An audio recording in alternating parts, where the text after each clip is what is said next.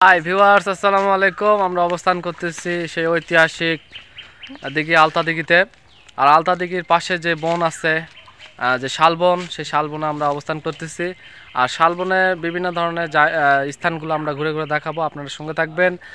আশা করি আমাদেরকে সাপোর্ট করবেন। আর এখানে যে বিখ্যাত একটা মানে আছে আপনার দেখার জিনিস আছে, সেটা হচ্ছে উইয়ের ঢিবি।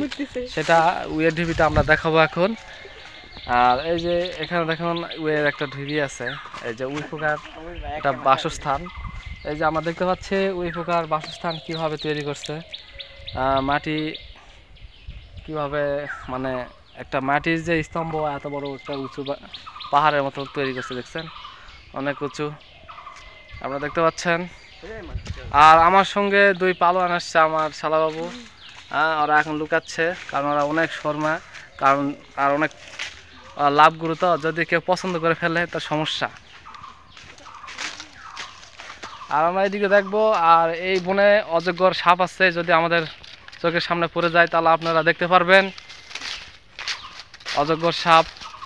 আমরা মনে হয় দেখতে পাচ্ছি একটা অজগর সাপকে, আমরা দেখতে পাচ্ছি মনে হয় অনেক বিশাল একটা সাপ। আপনাদের দেখার চেষ্টা করব, দাঁড়ান। দর্শক, আপনারা দেখতে পাচ্ছেন এই যে গাছটাতে পেছে পেছে ধরছে, দেখছেন এই অজগর সাপটি। হয়তো আপনারা দূরের থেকে বুঝতে পারতেছেন না, মনে হয় একটা পরগাছা, না এটাই হচ্ছে অজগর সাপ। বিশাল একটা অজগর সাপ এখানে পেছে পেছে আছে, দেখেন। সর্বনাশ, এখানে থাকা যাবে না, আমাদের গিলে ফেলবে। আর সঙ্গে আমাদের প্রেম কুমার আছে। এই দুইটি ছেলে দেখতেছেন, এই দুটি ছেলে এখানে এই জঙ্গলের মধ্যেই ছিল। আর একটা দুইটা মেয়ে ছিল, কিন্তু এই মেয়েগুলো নাই, পালায় গেছে। আমি দেখতেছি বিষয়টা খতিয়ে দেখি মেয়ে